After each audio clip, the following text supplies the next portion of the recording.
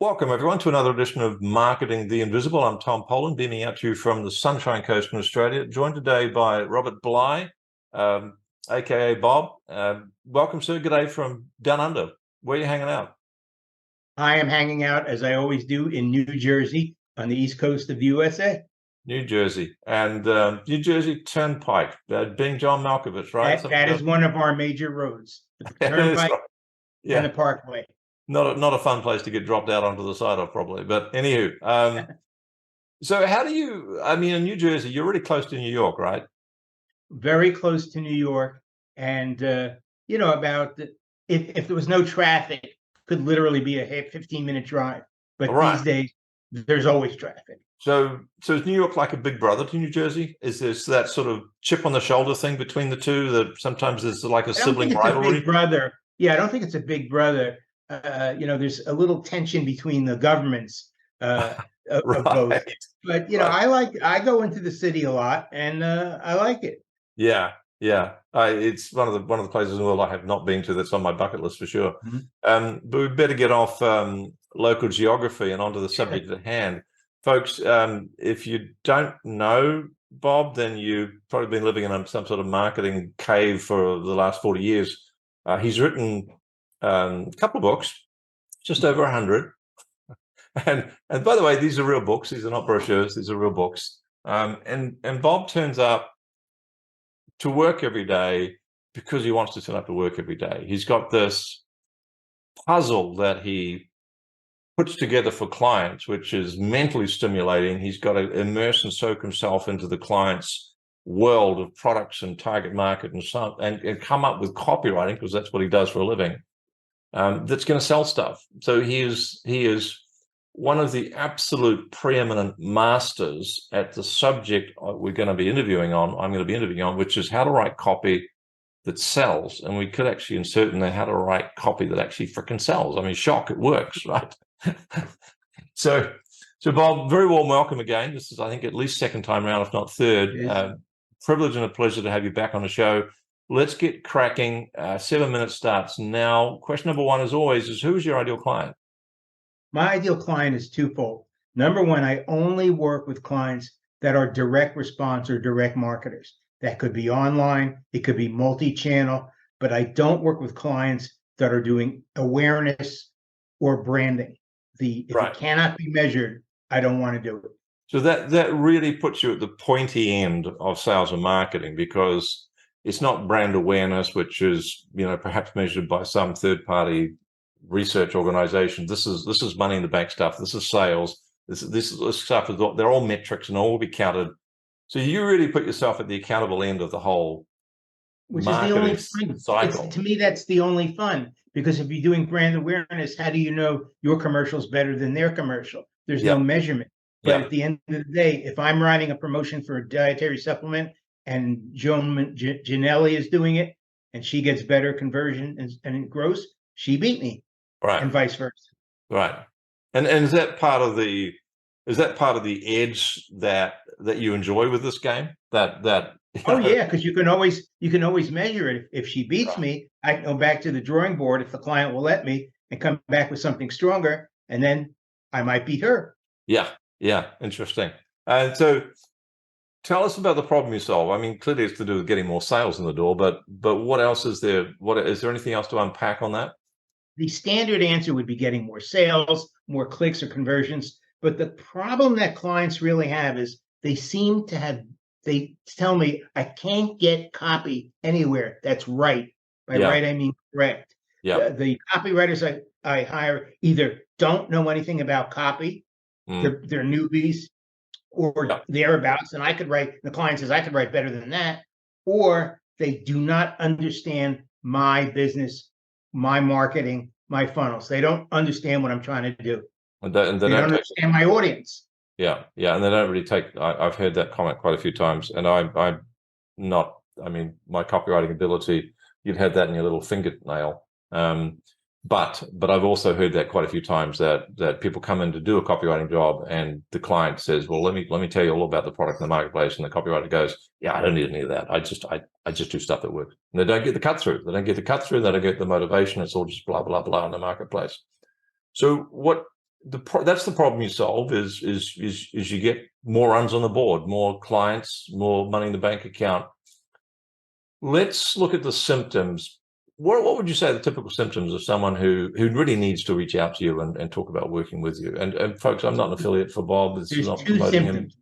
But what are the symptoms? Yeah. The two symptoms. One is the obvious, bad numbers. They say, I ran this Google campaign, sent it to my landing page, and it's like 0. Yeah. Or it's very low.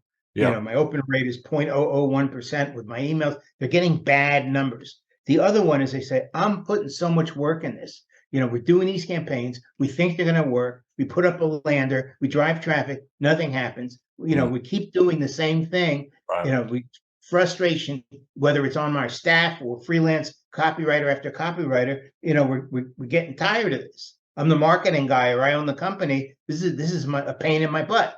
Yeah, sleepless nights too. So exactly, we're talking about organizations here who are being very proactive in terms of their marketing. They're setting up systems, they're measuring stuff. They probably even know what's going on or not, what's not working. So what I'm saying is they're investing time, they're investing money, they're investing, trying to find expertise, but it's not working. So what are some of the top mistakes that the clients tell you they made before they found your solution? Here's what I think there is. If a lot of clients, quite naturally, and I think it's fine, will in-house. They have staff or employees who will write their own copy. And I could go into why it's bad copy, but they often produce copy that is frighteningly subpar. If you read it, you'd say, what are you doing? And the other one is they don't know how to construct or build funnels. They know what a funnel is, but they don't know how it works. Right. And those are the two major flaws. And the third one is languaging.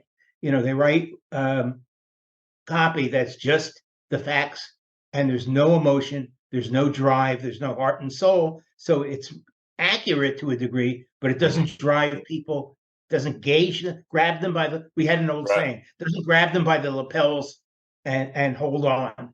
You know, it just doesn't engage. Right. Yeah. I mean, I see it a lot as well.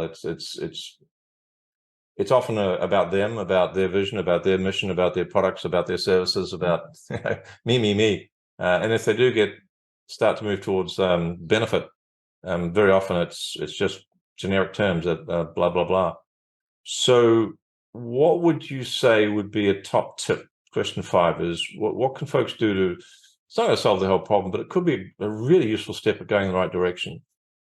If they want to write better copy and do it themselves or have someone on staff do it, that copywriter should keep what we used to call in the good old days, I don't know if you use this today, a swipe file. Yeah. Let's say you do dietary supplements. You're getting a lot of emails in that field. If you're not, you should buy some products so you get them.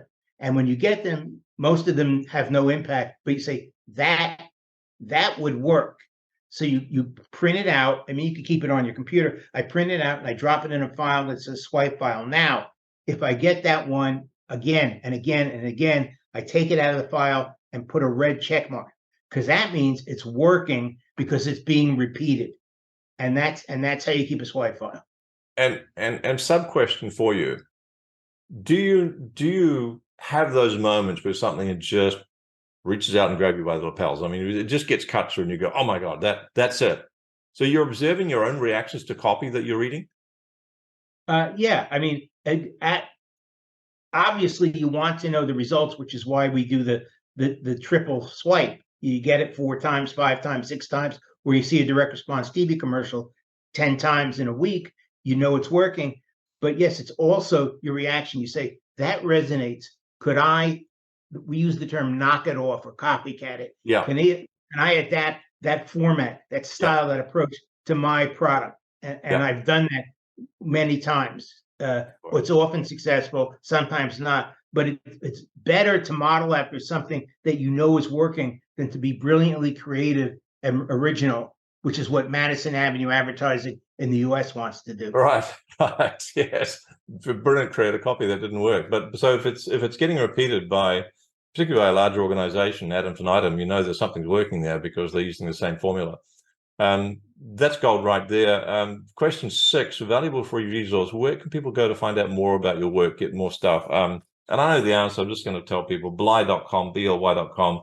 If nothing else, go and get this marketing rules of thumb, 99 to 1.